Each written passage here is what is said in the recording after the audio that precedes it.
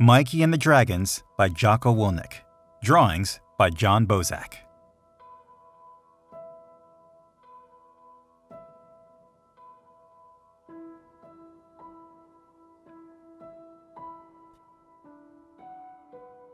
There was once a little boy named Mikey, and there were many things in the world that he didn't like. He was scared of spiders and beetles and bugs, and always thought they hid under the rugs. They were creepy and crawly and nasty and mean, and he ran from every bug he had ever seen. But it wasn't only insects that gave Mikey a scare. There were many other things from which Mikey didn't care. He left the light on when he went to sleep at night. He was scared there were monsters ready to bite. Hidden in his closet or under his bed, he thought they might get him when he lay down his head. He imagined a monster with giant teeth and claws, grabbing his neck with its giant paws. And if it wasn't monsters coming to take him away, it would be slimy snakes slithering his way. Yes, Mikey was scared of evil snakes too.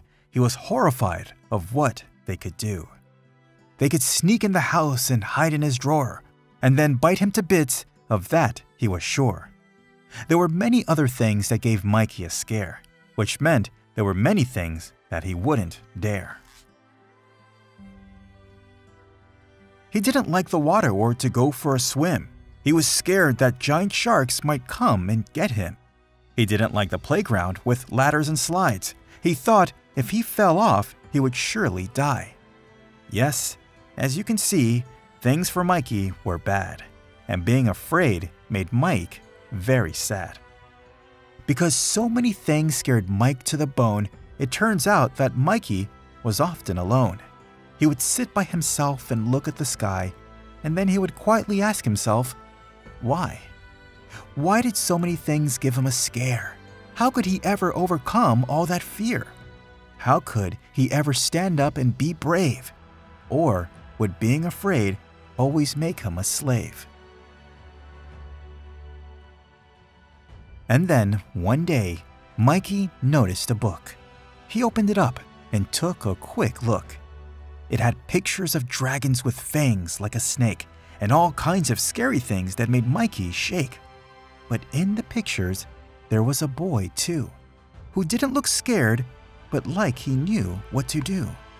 And even though Mikey was scared indeed, he decided that he would give the book a read. He opened the first page, which he eagerly read, and this is what the dragon book said. The Dragon Prince as told by Sir Jake, Knight of the Sea, Air, and Land. There was once a kingdom long ago and far away, and the kingdom had suffered a horrible day. Their protector and leader, their king, he had died, and when they found out, the whole village cried. When the king was alive, he was a powerful force. Now, they took the dead king away by carriage and horse.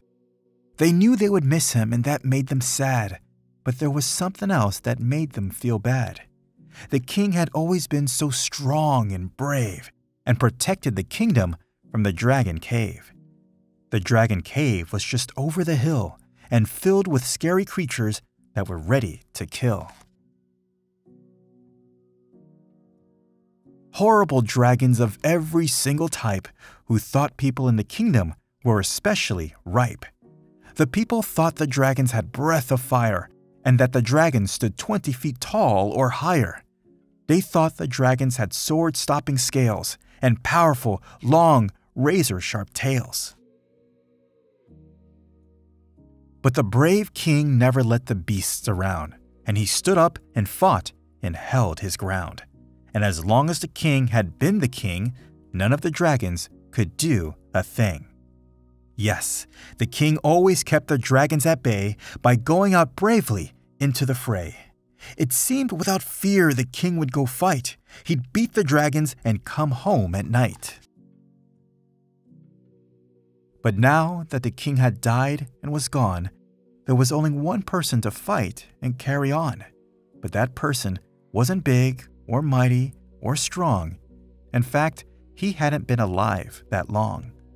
Now the person who had dragons to chase was just the little boy with a smiling face. Yes, the person that must now stand up and be bold was just the little prince who was only 7 years old. And the people in the village just couldn't be sure that this young boy, the little prince, could endure. How could someone so young and so small stand up to the mighty dragons that were so tall? And the prince himself, he also didn't know if he had the courage it would take to go. Because he was so little and small and young, he didn't know if he could get the job done. How could he make the mean dragons yield when he could barely lift a sword or a shield? But no one else dared to step up and fight, not the kingdom's guards or even the knights. So even though the prince was scared, he still knew that fighting the dragons was something he must do. So he went to the king's bedroom and opened the door, and went inside and walked across the floor. He opened an old chest that was tall and wide, where the king had kept all his war gear inside. The shield was big and the sword was so long. It was no wonder the king had been so strong. But the prince was a boy, not a king like his dad, and to lift up the gear took all the strength the boy had, and that made the prince get even more nervous. And he wondered if he was ready for this service. Fighting dragons was such a scary task. The prince, to himself, had some questions to ask. How could a little boy ever be a man? How could the little prince ever make a stand? But at the bottom of the chest there was a small note, and it looked like something that the king wrote. So just when the prince thought he was over and done, he picked up the note, and it said, "To my son." He took a deep breath and opened the note he had found, and this is what his father, the king, had written down.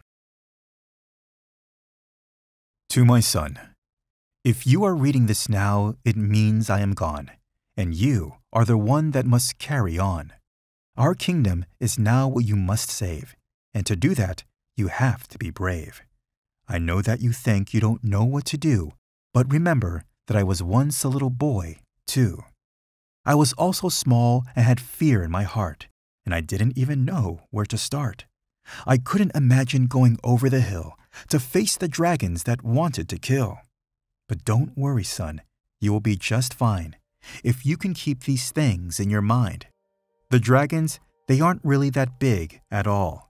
It is only in our minds that we make them so tall. Inside our brains, things always get overblown, especially things that are completely unknown.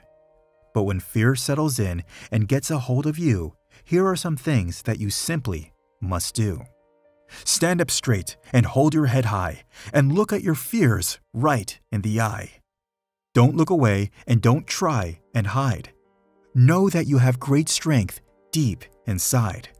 When you stand up and go into the fray, you will feel your fears start to go away.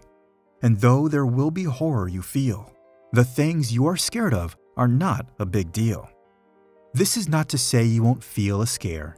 Fear is a feeling that all of us share. Fear is normal for every person on earth, but this is where a hero proves his worth. A coward runs away when danger is near, but a hero will face the thing that they fear. So that is what you must do, my son. Face the dragons and do not run. And I promise, when you meet them, you will see that you are just as strong as me. The dragons that seem so mighty and mean are not ever as bad as they might seem. And most of things that fill you with dread are usually just made up in your head. Your father, the king. Now, the boy was still scared, though not as bad, after he got done reading the note from his dad. The next day, he got up and began to get ready. He was still scared, but the note kept his mind steady. Of course, he still felt some fear in his mind, but he knew he would have to keep it confined. And despite all the fear that he had, he knew he needed to listen to his dad. So he picked up the shield and picked up the sword, and he held up his chin, and he went out the door. The people of the kingdom knew where he was going, and the crowd in the streets, it just kept growing. They stood and they cheered and they shouted and smiled and hoped the kingdom would be saved by this child. And the prince gave them a crisp salute as he marched past them all down the main route. And at the end, he stood up very straight, and then he simply walked out of the gate. Once outside of the kingdom, he tried to stay brave as he walked toward the dragon cave. He could smell the fire of their breath and wondered if he would meet his death. But he remembered what his father had said, that most of the fear was inside his head. When he got near the cave, he looked all around, but he saw no dragons upon the ground. So he walked closer and then heard some noise, and though it scared him a bit, he still kept his poise. Then he got to the edge of the cave and looked in, and saw countless numbers of dragons within. But when the dragons saw him, they scattered and hid, even though the prince was just a little kid. And the prince, he couldn't believe his eyes, because to the prince's great surprise, the dragons, though many, were as small as could be. In fact, they only came up to his knee. And when they breathed fire, it was just a tiny flame that any little matchstick could put to shame. And their teeth were very sharp and white and shiny, but they were also so very tiny. The teeth they had were as small as a pin and wouldn't even bite through the prince's skin.